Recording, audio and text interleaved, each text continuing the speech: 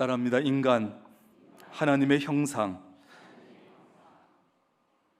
여러분 이런 생각을 해봤습니까? 나는 과연 나의 가치는 얼마나 될까? 생각해 보셨어요? 내 가치가 얼마나 될까? 여러분 자신의 가치는 얼마나 된다고 생각합니까? 또 우리 인간의 가치는 무엇으로 평가되겠습니까? 가치론의 대표자라고 하는 R.B. 펠이라고 하는 사람에 따르면 인간의 가치는 이런 것들로 평가된대요. 첫째는 물질적인 가치인데 그 사람이 돈을 얼마나 많이 가지고 있느냐. 그 다음에 그것만이 아니고 돈을 얼마나 잘 쓰느냐. 그러니까 많이 가지고만 있어도 안 되고 잘 쓰느냐, 이것까지. 그래서 그 사람의 가치가 평가된다는 거예요. 인간의 가치가 물질로 오르기도 하고 내리기도 하고, 두 번째는 신체적인 가치로 그 사람의 가치가 평가되는데 외모가 뛰어나고 건강하고, 그러면 이제 가치를 높게 평가해 주고, 그렇지 못하면 가치를 낮게 평가해 준다는 거예요. 세 번째는 정신적인 가치인데, 예를 들면 그 사람이 예술성이 얼마나 있느냐, 또 주변 사람들에게 얼마나 행복을 줄 수 있느냐, 또 그 사람이 주변 사람들에게 얼마나 유익을 줄 수 있느냐, 이런 것으로 사람의 가치가 또 평가될 수 있다는 거예요. 마지막은 인격적인 가치인데 그 사람이 살아가면서 어떤 목적을 가지고 사느냐, 그 사람이 인생을 어떤 목적을 가지고 사느냐, 그리고 어떤 인격을 가지고 사느냐, 이것을 가지고 사람의 가치가 평가된다는 거죠. 이제 기준을 말씀드렸으니까 이런 기준으로 봤을 때 여러분은 어느 정도의 가치가 되느냐 하는 거예요. 그래서 결국은 높은 차원, 영적인 것, 그 다음에 영원한 것을 지향하면서 살아갈 때 그 사람의 가치는 높아지는 거예요.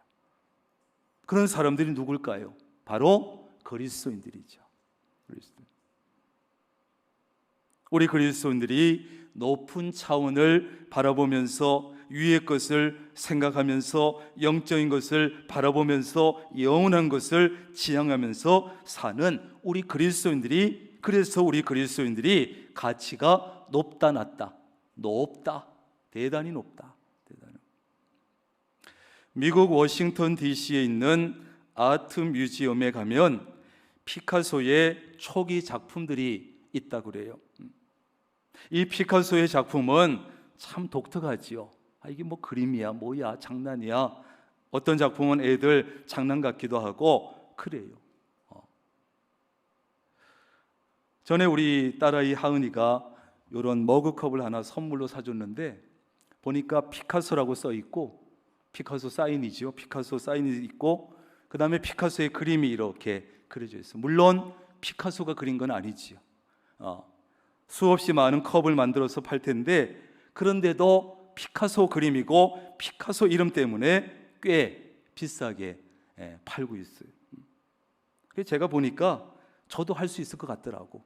뭐 대충 그까이 거 대충 하면 그릴 수 있을 것 같아요. 그런데 피카소 작품에 1943년에 피카소가 말이죠, 버려진 자전거 안장하고 버려진 자전거 핸들 그거 뜯어가지고 붙여가지고 작품을 만들었는데 황소머리예요. 황소머리. 그러니까 자전거 그 핸들 놓고 그 다음에 안장은 뒤집어서 놓고 이렇게 붙여놨는데 황금머리래, 황소머리래요. 근데 수백억 원에 팔렸어요. 수백억 원. 나도 할 수 있을 것 같은데. 여러분, 쓰레기가 피카소의 손을 거치자 완전히 그 가치가 달라졌어요. 누구의 손이 닿느냐가 여러분 중요합니다. 오래전에 말이죠, 러시아에서 다 망가진 탁자 하나하고 펜이 발견됐는데 어떤 사람이 쓰레기통에서 주워다가 팔았는데 무려 1만 달러에 팔렸어요. 왜냐? 그것을 자세히 보니까 러시아 최고의 문호인 도스토예프스키가 카라마조프의 형제들을 그 작품을 쓸 때 그 탁자를 사용하고 그 펜을 사용했다는 이유로 그 쓰레기가 1만 달러에 팔렸어요. 여러분, 누구의 작품이냐, 누구의 소유냐, 누구의 손이 닿느냐, 여기에 따라서 물건의 가치가 완전히 달라지는 거예요.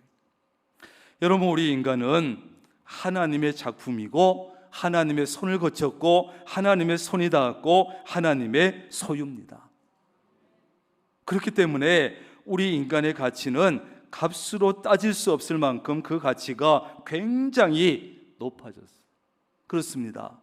인간의 진정한 가치는 돈이나 외모, 신체나 정신이나 인격이나 그런 것도 평가될 수 있지만 근본적으로는 하나님에게서 가치가 나오는 거예요. 하나님에게서 가치가 나옵니다. 하나님에게서 가치가 나옵니다. 하나님 때문에 가치가 높아진.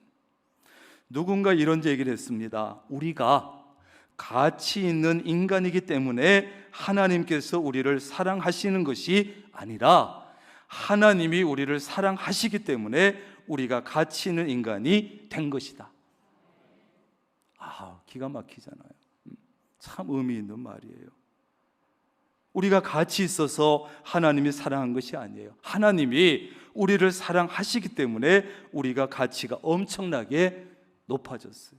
어떤 피조물도 인간만큼 하나님의 사랑을 받은 피조물은 없습니다. 하나밖에 없는 외아들을 십자가에 희생시킬 만큼 극진히 사랑하신 피조물은 인간밖에 없습니다. 인간의 가치는 하나님 때문에, 하나님께서 사랑하셨기 때문에 그 가치가 엄청나게 높아졌어요.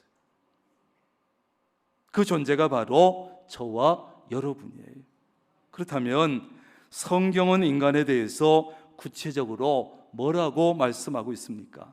하나님께서 인간을 창조하신 그 가정만 우리가 잘 살펴봐도 우리 인간이 얼마나 귀한 존재인지 한 번에 알 수 있어요. 하나님께서 인간을 만드시기 전에 빛과 궁창과 땅과 바다와 해와 달과 별과 새와 짐승과 물고기 등등을 창조하셨는데, 그런 것들을 창조하실 때는요, 하나님께서 어떻게 만들었어요? 있으라, 있으라, 있으라, 있으라 말씀만 가지고 창조하셨어요. 그런데 말이죠, 그 다음에 인간을 만드실 때는 하나님께서 땅에 흙을 취하셔서 직접 지으시고 다듬으시고 빚어서 만드셨다는 거예요. 그리고 마지막에 그 코에 생기를 불어넣으셔서 생명이 되었다. 하나님께서 흙으로 직접 지으신 피조물은 인간밖에 없습니다. 생기를 불어넣으신 피조물도 인간밖에 없습니다. 인간밖에. 하나님께서 그 모든 피조물을 만드신 후에 피조물을 만드시고 그것을 보시고 하나님이 보시기에 좋았더라, 이렇게 말씀했어요. 좋았더라. 그런데 마지막에 가서 인간까지 다 만드신 후에는 이렇게 말씀하셨어요. 하나님이 지으신 그 모든 것을 보시기에 심히 좋았더라. 어떻게 좋았다고요? 심히 좋았대. 심히. 길게 느려줘야 돼. 그래야 맛이 살아나요. 심히 좋았다는, 얼마나 그것을 보시고 정말 좋으셨는지. 이게 우리 인간이에요, 여러분. 오늘 본문 26절에 보면 하나님께서 이렇게 말씀하십니다. 우리의 형상을 따라 우리의 모양대로 우리가 사람을 만들고. 여기서 우리라는 표현은요, 삼위일체 하나님에 대한 구약적인 표현입니다. 그러니까 하나님의 창조 사역 중에 특별히 인간을 창조하실 때는 성부, 성자, 성령이 다 총동원되어서 머리를 맞대고 완벽하게 협력해서 인간을 만들었다는 거예요. 대단한 존재 아니에요? 그런 피조물이 없어요. 성부, 성자, 성령께서 이렇게 완벽하게 협력해서 머리 맞대고 지으신 피조물은 인간밖에 없어요. 그것도 하나님의 형상에 따라 하나님의 모양대로 지으신 피조물은 인간밖에 없어요. 옆 사람에게 얘기해 주세요. 대단합니다. 대단한 거예요. 우리가 그걸 잘 몰라. 삼위 하나님께서 협력해서 인간을 지으시면서 이렇게 말씀해요. 우리의 형상을 따라 우리의 모양대로 우리가 사람을 만들고. 여기 나오는 형상과 모양은 사실은 비슷한 말이에요. 형상은 원어 첼렘이라고 말을 쓰는데, 형상, 첼렘은 어떤 사물과 그것을 그린 그림이 서로 많이 닮은 것처럼 인간과 하나님 사이에 닮은 모습을 말하고, 그 다음에 모양이라고 하는 단어는 데무트라고 하는 말을 쓰는데, 추상적으로 인간과 하나님 사이에 서로 비슷한 성질, 성품, 성격, 이런 것을 의미해요. 그런데 왜 이렇게 아주 비슷한 단어를 2번 연속해서 사용하셨을까? 그것은 강조하기 위해서. 뭘 강조해요? 인간은 어떤 피조물보다 하나님을 가장 많이 닮았다. 인간은 어떤 피조물보다 가장 귀한 존재다. 이것을 강조하기 위해서 2번 연속해서 말씀하신 거예요. 왜요? 그 사실은 너무너무나 중요하기 때문에. 너무나 중요해요. 따라서 인간이 하나님의 형상을 따라 하나님의 모양대로 창조되었다는 것은 인간의 지, 정, 의가 하나님의 성품에 영향을 많이 받아서 지어졌다는 뜻이에요. 어떤 피조물보다 많은 영향을 받아서 지어졌다는 거예요. 다시 말해서 인간의 지적인 부분, 감정적인 부분, 의지적인 부분까지 하나님과 가장 비슷하게 지어진 존재라는 거예요. 하나님과 물론 똑같을 수는 없지만 하나님과 아주 비슷하게, 가장 비슷하게 지어졌다는 뜻이에요.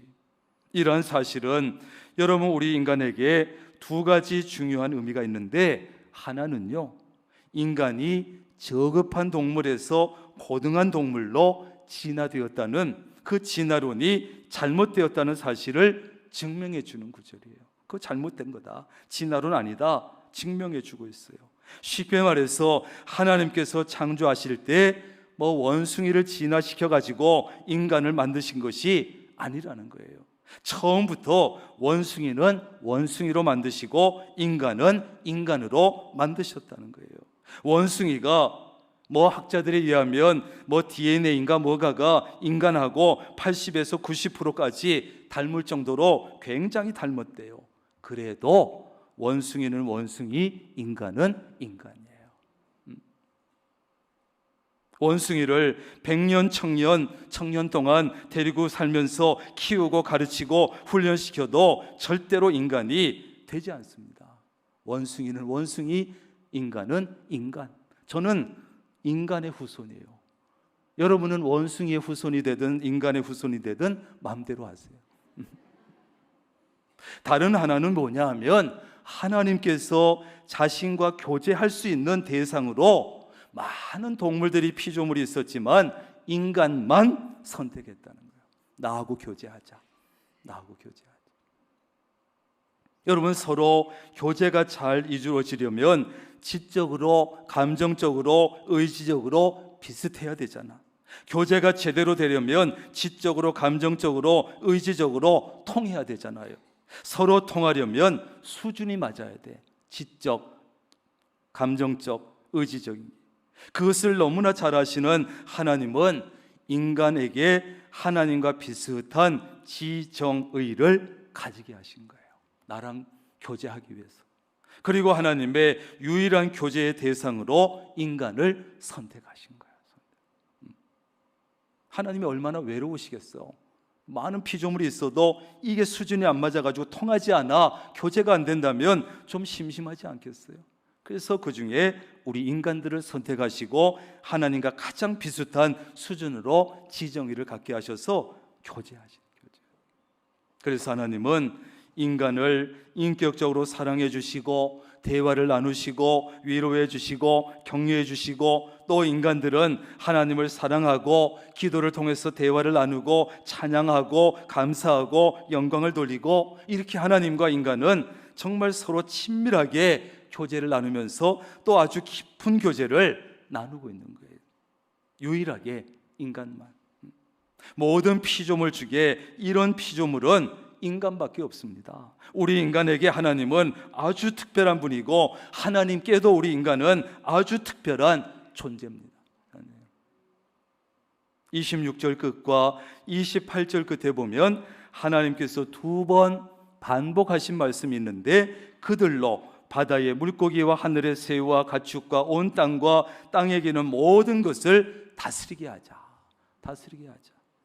하나님께서 인간에게 한 가지 더 특별 대우를 해주셨고 특권을 주셨는데 바로 이것이에요. 다스리게 하자.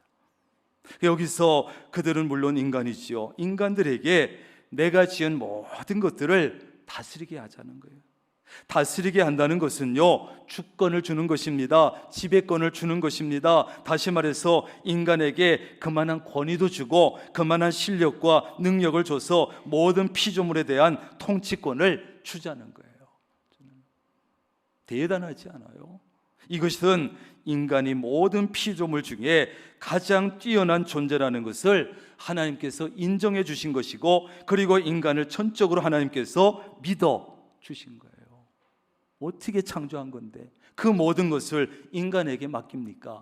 믿었으니까. 27절에 보면 하나님이 자기 형상 곧 하나님의 형상대로 사람을 창조하시되 남자와 여자를 창조하셨다. 여기서 남자와 더불어 여자의 창조를 언급하신 것은 창조 때부터 남자와 여자 사이에는 차이가 없다.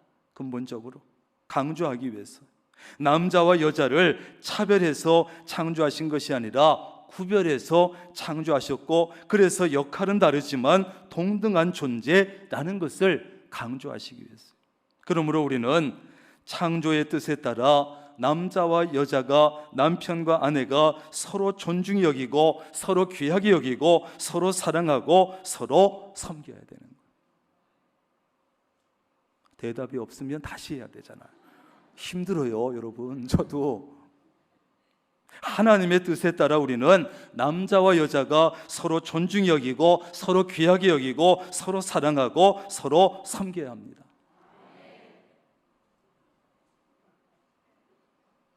그 다음에 28절에 보면 하나님께서 인간들에게 엄청난 복을 주셨는데, 생육하라, 번성하라, 땅에 충만하라, 땅을 정복하라. 특별히 정복한다는 것은요, 발로 밟는다, 복종하게 한다, 그런 뜻인데, 그러나 이것은 인간들이 자기 욕심을 채우기 위해서 이기적으로 땅을 마음대로 해도 된다, 그런 게 아니에요. 선한 목적에 따라 땅 속에 있는 많은 자원들을 개발해서 유용하게 이용하라는 것인데, 인간들이 착각하고 오해해가지고 마구 파헤치고 함부로 해서 지금 이 모양이 된 것이죠. 여러분, 어쨌든 하나님의 천지 창조의 절정은 바로 인간 창조예요. 창조의 절정은 인간 창조입니다. 천지 창조의 면류관은 인간입니다. 인간. 모든 피조물이 손가락에 끼어있는 반지라고 한다면 인간은 그 반지 중앙에 박혀있는 값비싼 보석이에요. 보석. 알기나 아세요, 여러분들? 우리가 어떤 존재인지. 앞에서 인간 창조에 대해서 제가 지금까지 길게 말씀드린 이유는 바로 이 말씀을 드리기 위해서 한 거예요. 이 말씀. 얼마나 귀한 존재인지. 우리는 이 중요한 사실을 분명히 알고 믿고 살아야 합니다. 왜? 이것을 제대로 알지 못하면, 이 사실을 믿지 않으면 내 인생에도 많은 문제가 생기고 나와의 관계에 문제가 생기고 인간 관계에서도 비극적인 일들이 많이 일어나기 때문에, 나를 대하는 태도가 달라지고 남을 대하는 태도가 달라지기 때문에, 하나님의 창조 순서를 보면 모든 피조물을 다 창조해 놓으신 후에 마지막으로 인간을 만드셨다는 사실이에요. 퀴즈, 왜 그렇게 하셨을까요? 인간이 가장 중요하다고 해서 가장 먼저 만들어 놓으셨다면 어떻게 되겠습니까? 인간은 그런 환경에서 살 수 없어요. 그래서 하나님은 인간이 살아가기에 가장 좋은 환경을 다 만들어 놓으시고 마지막으로 인간을 만드셔서 그 안에 살게 하신 거예요. 창조의 과정과 창조의 방법과 창조의 순서와 어느 것을 봐도 하나님께서 인간을 얼마나 귀하게 여기시는지, 얼마나 중요하게 여기시는지 단박에 알 수 있는 거예요. 여러분, 창세기 1장 2장 초반을 좀 자세하게 한번 읽어보세요. 얼마나 인간 중심으로 인간을 귀하게 여기시는지. 그렇다면 우리는 어떻게 살아야 되겠습니까? 어떻게? 첫째는요, 자부심을 가지고 자신을 귀하게 여겨야 돼요. 자부심을 가지고 자신을 귀하게 여겨야 합니다. 그런데 자신의 가치를 너무 모르고 사는 불행한 사람들이 많이 있어요. 자신을 가치 없는 존재로 여기는 사람들이 많습니다. 그래서 자신을 함부로 대하는 사람들이 많습니다. 우리는 하나님의 작품인데, 나는 하나님의 것이고 하나님의 소유인데 가치를 모르고 사는 거예요. 하나님께서 가장 사랑하시는 피조물입니다. 이 사실만으로도 인간은 너무나 소중한 존재예요. 자부심을 가져야 되고 자부심을 가지기에 충분합니다. 하나님께서 우리를 지으시고 보시니 심히 좋았다고 했습니다. 그렇다면 나도 나를 귀하게 여겨야 되고 나도 나를 심히 좋아해야 되고 내 거울에 비친 내 모습을 보고 심히 기뻐해야 됩니다. 아멘. 내가 나를 귀하게 여기지 않으면 다른 사람도 나를 귀하게 여기지 않습니다. 내가 나를 좋아하지 않으면 다른 사람도 나를 좋아하지 않습니다. 그런데 우리는요, 나를 별로 좋아하지 않아요. 자기를 정말 좋아하는 사람 별로 없어요. 왜 그런지 몰라요. 귀하게 여기지 않아. 함부로 나를 대해. 왜? 외모가 좀 마음에 들지 않는다고, 키가 좀 마음에 들지 않는다고, 공부를 좀 못한다고, 어떤 부분에 능력이 좀 부족하다고 나를 좋아하지 않고 귀하게 여기지 않고 나를 함부로 막대하는 거예요. 그것은 나를 자신의 형상을 따라, 자신의 모양을 따라 지어주신 하나님을 모독하는 거예요. 하나님께서 굉장히 섭섭해 하실 거예요. 내가 너를 만들 때 얼마나 정성을 들였는지 아니? 내가 너를 만들 때 나와 가장 비슷하게 만들었는데, 내가 너를 얼마나 귀하게 여기는데, 내가 너를 얼마나 사랑하는데, 내가 너를 만들어 놓고 나서 얼마나 좋아했는지 아냐? 근데 왜 너를 그렇게 안 좋아하냐? 그러므로 우리는 자부심을 가지고 나를 귀하게 여길 수 있기를 바랍니다.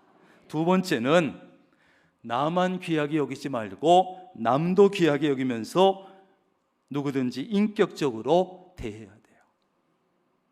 어떤 사람은요, 자기는 너무너무 소중하되 자신은 귀하게 여기면서 남은 귀하게 여기지 않아요.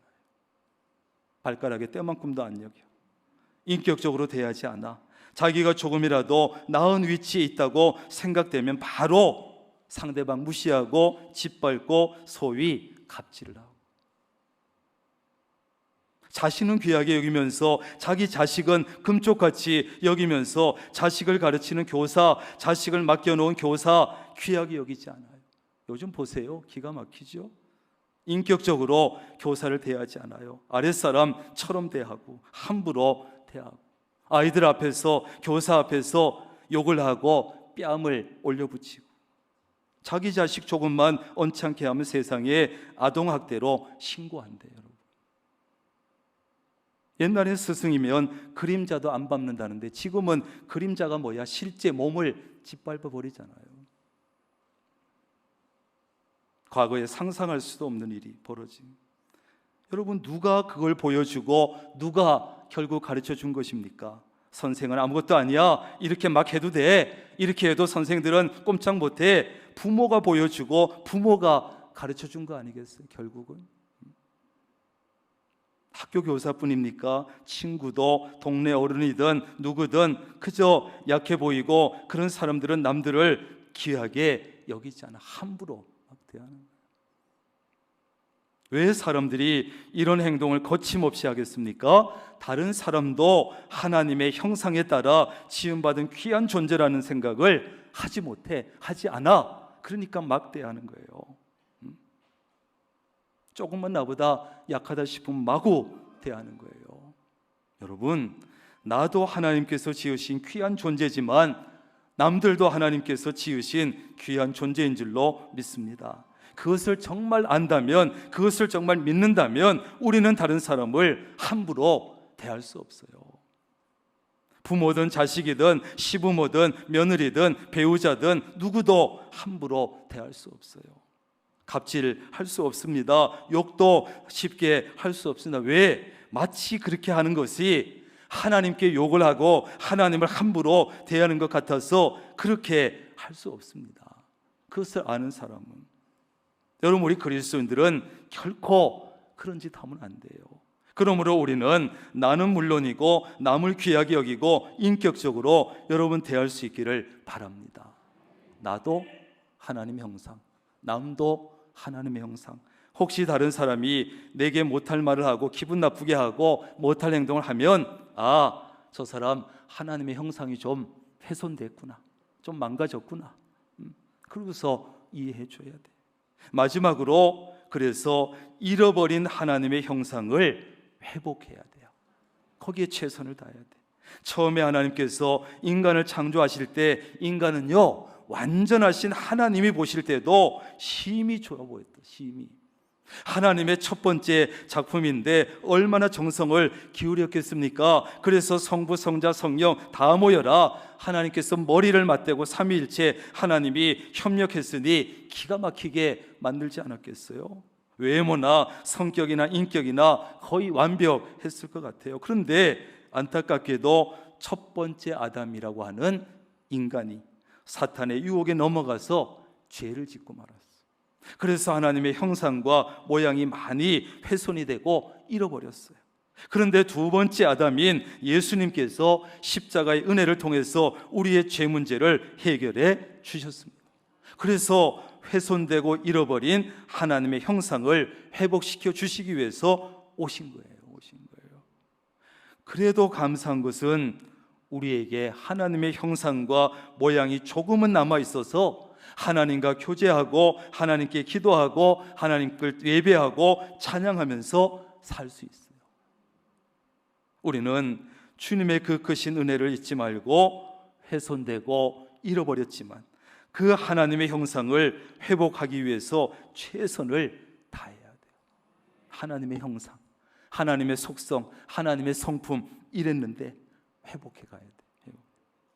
나는 하나님의 형상에 따라 지음받은 존재라는 자부심 가지고, 그리고 하나님의 형상에 따라 지어주신 나를 진짜 사랑하고 귀하게 여기고, 역시 또한 하나님의 형상에 따라 지으신 다른 사람들도 그가 누구든 사랑하고 귀하게 여기는 그런 우리 모두가 되시기를 주님의 이름으로 축원합니다.